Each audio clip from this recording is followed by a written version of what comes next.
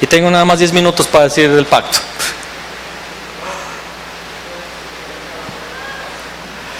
¿Qué es el pacto? Lo voy a decir de forma sencilla. El pacto es cuando Dios da una palabra. Amén. Cuando Dios da una palabra, esto es un pacto. Y en el pacto hay una promesa de parte del Señor. Dios está comprometido con esa palabra, pero requiere obediencia de aquel que recibe el pacto. Obediencia al pacto, eso es el pacto. La Biblia es un libro de pacto. Hay 39 libros en el Antiguo Testamento y 27 libros en el Nuevo. Todos ellos son lo que llamamos Biblia, pero la palabra Biblia no aparece en ninguna escritura, en ningún versículo. Jesús le llamó las escrituras, se le llama la ley, los profetas. Esta es la palabra de Dios. Fue escrito por seres humanos, pero es inspirada por Dios, como lo dice 2 Timoteo 3:16 al 17, es inspirada por Dios. Y así como podemos ver por los hombres del Antiguo y Nuevo Testamento, son promesas que Dios dio al hombre. Pacto es una palabra que Dios da y es una palabra, una promesa que Dios da. ¿Cuál es la promesa que Dios escribió en toda la Biblia? La promesa que Dios dio en el Antiguo Testamento fue que Él enviaría al Mesías. Él enviaría al ungido, que resolvería el problema fundamental del hombre. ¿Cuál es el núcleo del Nuevo Testamento o el Nuevo Pacto? Se escribe que el Mesías vino sin pecado, murió por nosotros, venció a la muerte y al pecado con la resurrección, ascendió a los cielos y Él prometió que volverá. Ese es el núcleo del Nuevo Testamento. Entonces, los 66 libros de la Biblia hablan de un solo tema, y es que Jesús es el ungido, que Jesús es el Mesías, que Jesús es el Cristo. Amén, amén, aleluya. Te invito, pastor, a que cada vez que tú abras la Biblia, le pidas al Espíritu Santo: revélame al Cristo y no lo que yo quiero leer. Escúchame, hay una frase que yo escuché, la estoy predicando y ahora te voy a decir que es mía.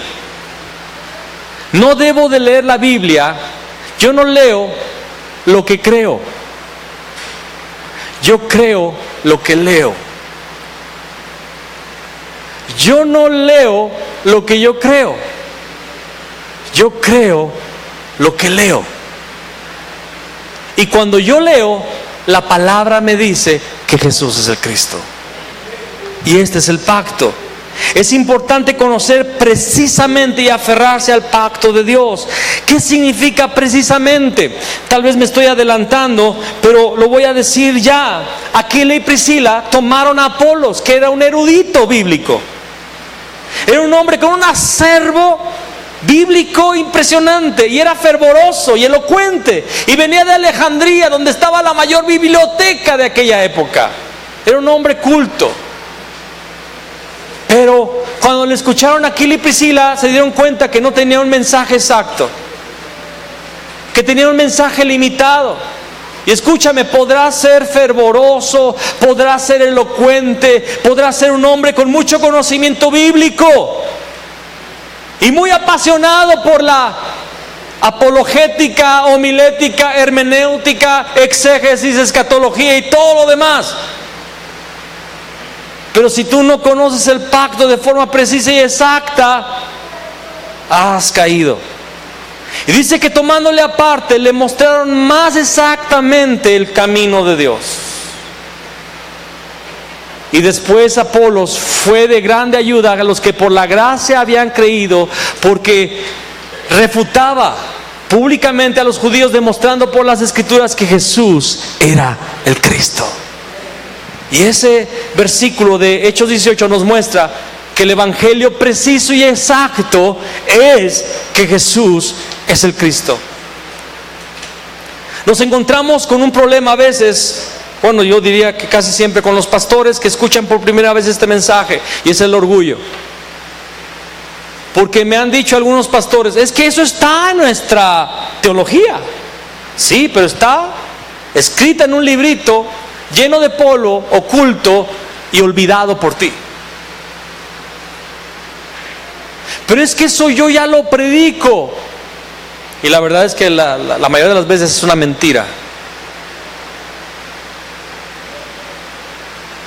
La palabra dice en 1 Corintios 8 que sabemos que tenemos conocimiento, pero el conocimiento envanece, la verdad es la que edifica. El amor, es el que edifica, y el amor es una persona llamada Cristo. Debes de conocer de forma precisa el pacto. El problema, estoy en el punto número 2 también. El problema del hombre empieza por no conocer la palabra del pacto. Precisamente en Génesis capítulo 2, versículo 17, vemos que Dios le dio un pacto al hombre, que era no comer del árbol. Y en Génesis capítulo 3, si tú lees los primeros 5 versículos, en el diálogo entre Eva y la serpiente, te vas a dar cuenta que Eva comete 6 errores. Eva no tenía clara la palabra de Dios. Eva no solamente no tenía clara la palabra, sino que aún le añade cosas a la palabra que Dios había dado. No conocía de forma clara el pacto de Dios.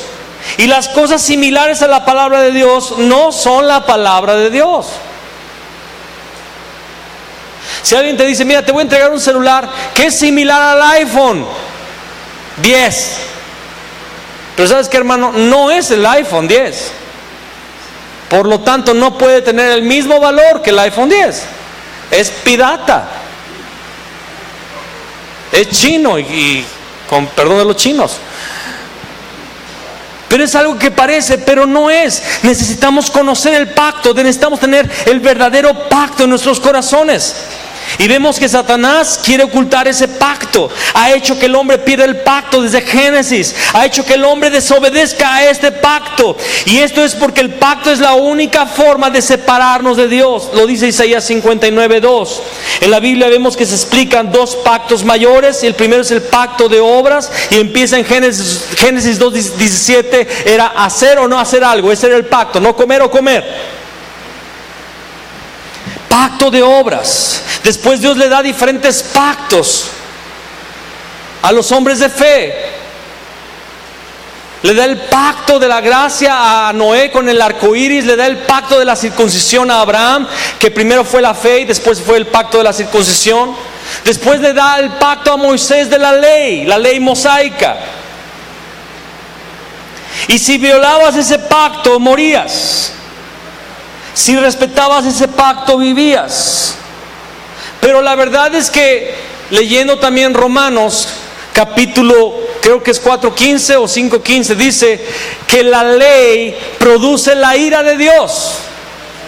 Y entonces los pactos que Dios dio en el Antiguo Testamento eran con un fin: mostrarnos que no podíamos cumplir la justicia de Dios. Y eso fue el pacto de obras, porque la ley decía: el que hiciera estas cosas, por ellas vivirá. Y ningún hombre pudo cumplir la ley. Pero en el Nuevo Testamento se nos da el pacto de gracia. Se le llama pacto de gracia porque es el pacto del Mesías. Ahora hay alguien que va a hacer lo que yo no podía hacer. Romanos dice que el fin de la ley es Cristo. La ley era un maestro, un ayo para llevarnos a Cristo. La ley me mostraba que aunque yo me esforzara, yo caía. Y Dios trajo a Cristo, quien es el cumplimiento de la ley. Pacto de gracia.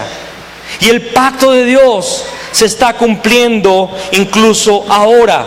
Punto número 4. Inciso A: el pacto cumplido. Jesucristo vino para abrir el camino de la salvación, así como fue la promesa del Antiguo Testamento. ¿Y cuál es el pacto que va a ser cumplido? Escúchame, ya fue cumplido el pacto de la gracia. Cristo ya murió por nosotros. Él ya resucitó. Él ya quitó el pecado de en medio. Yo tengo una justicia imputada cuando yo tengo la fe en Cristo. Romanos 5:1: justificados pues por la fe, tenemos paz para con Dios por medio de Jesucristo. Ya fue cumplido ese pacto, pero nos ha sido dejado un pacto, y es el pacto de la evangelización mundial. Y por eso estás aquí el día de hoy, para escuchar de ese pacto. Y estos temas son para realizar ese pacto en tu comunidad. en el país y en las naciones. Mateo 18, del 18 al 20, Jesús dijo que el cielo y la tierra iban a pasar, pero su palabra no pasaría. Él dijo que fuéramos a ser discípulos a todas las naciones, bautizándolos en el nombre del Padre, del Hijo y del Espíritu Santo, y enseñándoles que guarden todas las cosas que Él nos mandó, y que Él iba a estar con nosotros todos los días hasta el fin del mundo. En Marcos 16 es lo mismo, ir al mundo y predicar el Evangelio. Cuando Él ascendió a los cielos, Él lo dijo. Y ellos saliendo, dice aquí, predicaron en todas partes, ayudándoles el Señor y confirmando la palabra con las señales que les seguían. En Hechos 1:8 Jesús dijo: y recibiréis poder cuando haya venido sobre vosotros el Espíritu Santo, y me seréis testigos en Jerusalén, Judea y Samaria y hasta lo último de la tierra. Te quiero preguntar, ¿cuándo fue que Dios cambió ese pacto? Alguien dirá nunca. Entonces, ¿por qué no lo estamos cumpliendo? Id por todo el mundo, predicar el Evangelio. El poder del Espíritu Santo es para ser testigos, para predicar el Evangelio. El pacto es de la evangelización mundial para la segunda venida. En Mateo 24:14 Él dijo: y será predicado este Evangelio del reino en todas las naciones, en todo el mundo, para testimonio a todas las naciones, y entonces vendrá el fin. El Evangelio debe de ser predicado a todas las naciones, porque no podrá venir el fin. ¿Y cuál es el fin? Que Cristo vuelva. El fin no vendrá si nosotros no hacemos la evangelización mundial. Y no es porque Dios no pueda venir, es porque Él ha decidido hacerlo así. En Hechos 11 dice: los cuales también les dijeron, son dos ángeles, varones galileos, ¿por qué estáis mirando al cielo? Yo creo que también el día de hoy los ángeles están diciéndole a la iglesia: ¿por qué están mirando al cielo? ¿Qué significa eso el día de hoy? Estamos mirando al cielo, nada más viendo el trono, la gloria y adorándole. Y qué preciosa es la comunión y la adoración y la intimidad, cosas importantísimas. Pero nada más estamos mirando al cielo. ¿Qué estáis haciendo mirando al cielo? Este mismo Jesús que ha sido tomado de vosotros al cielo, así vendrá como le habéis visto ir al cielo. En Mateo 25 encontramos el juicio de las naciones, y Él premia a los que hicieron algo con lo que Él mandó hacer. Gloria a Dios. Y pune a los que no hicieron nada con su mandamiento. La verdadera vida de fe es creer el pacto cumplido, que Jesús es el Cristo, y anhelar fervientemente a Cristo, quien vendrá de nuevo y dar toda la vida para el cumplimiento del pacto de la evangelización mundial. Pablo dijo en Hechos capítulo 20, versículo 24: pero de ninguna cosa hago caso. De ninguna cosa hago caso, ni estimo preciosa para mí mi vida para mí mismo, con tal que acabe mi carrera con gozo y el ministerio que recibí del Señor Jesús, para dar testimonio del Evangelio de la gracia de Dios. De ninguna cosa hago caso. Hermano, deja de distraerte. Deja de estar eludido con tantas cosas que la iglesia le llama importantes. Mira, si no llegas a tener aquel grande local, no importa. Si tu nombre no llega a ser conocido en el país, no importa. Aún si llega a ser conocido pero de forma negativa, tampoco importa.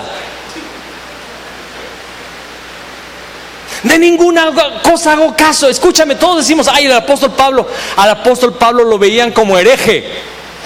Iba a una ciudad y los que lo habían escuchado en la otra iban a la otra para perseguirlo, y se tenía que ir a la otra y lo buscaban a donde fuera para seguirlo persiguiendo.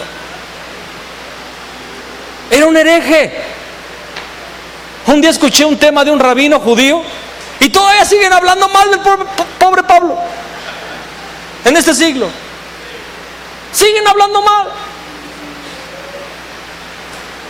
Pero de ninguna cosa hago caso, ni estimo precioso para mí mi vida, con tal que acabe la carrera con gozo y el ministerio que recibí del Señor Jesús, de dar testimonio del Evangelio. Ese es el pacto. Escúchame, ese es el pacto. Ojalá y salgas de este lugar con ese pacto claro, el pacto de la evangelización mundial. Con tus manos, con tus pies, con el poco dinero que tienes. Él se va a encargar de multiplicarlo. Como le dijo Jehú a los centinelas que los reyes de Judá y de Israel envió. ¿Se acuerdan que venía Jehú con su tropa cabalgando impetuosamente? Y el rey de Israel, el de Judá, había ido a visitar a su primo, el rey de Israel, que estaba en cama por causa de la guerra, estaba muy mal.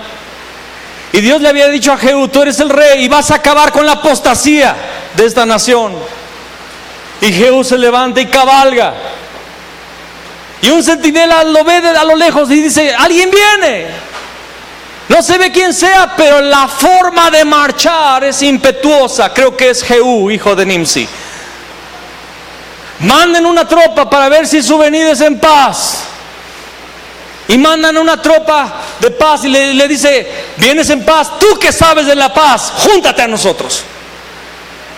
Y ahí el centinela, el mensajero, empieza a correr atrás de Jehú. Y mandan otro: vienes, es tu venida en paz, tú que sabes de la paz, únete a nosotros. Y ahí van dos mensajeros ya corriendo atrás de Jehú. Hay mucha gente que nos escucha y no entiende, pero somos la tropa loca de Jehú, a destruir la apostasía sobre esta nación y establecer el Evangelio de Cristo una vez más, porque queremos que el Señor Jesús vuelva en nuestros días. Amén. Dale ese aplauso al Señor. Ponte de pie y vamos a orar. Señor Jesús, permite que la declaración que Pablo dijo ahí en Hechos 20:45 sea la nuestra, que de ninguna cosa hagamos caso. Ora conmigo, iglesia, ora conmigo, pastor. Dile al Señor que yo no me distraiga más con las cosas que Satanás ha enviado, con los dardos inflamados del maligno, con las herejías, Señor, con las modas, con los vientos de doctrina, con las nubes sin agua a las cuales seguí en el pasado. Permíteme profundizar en el Evangelio de tu Hijo Jesús el Cristo. Y permite que este movimiento de la palabra sea una realidad en mi vida y en el ministerio. Que podamos discipular a los dignos, que podamos llevar el Evangelio a esta nación y a las naciones. Señor, que de México salga salvación a las naciones de la tierra. Usa mi vida, Señor. Usa estos pies, usa estas manos, usa mi vida. Señor, no soy el mejor, no soy distinguido, no soy poderoso, no soy un intelectual, pero lo vil, lo pobre, lo menospreciado, lo que no es, tú lo escoges para avergonzar a lo sabio, a lo fuerte, a lo poderoso, porque no quieres que nadie se jacte en tu presencia, porque toda gloria es para Jesús el Cristo, porque somos por Él, de Él y para Él. Señor, avívanos, aviva tu obra en medio de los tiempos, hazla conocer en la ira, acuérdate de la misericordia, en el nombre de Cristo Jesús, amén y amén.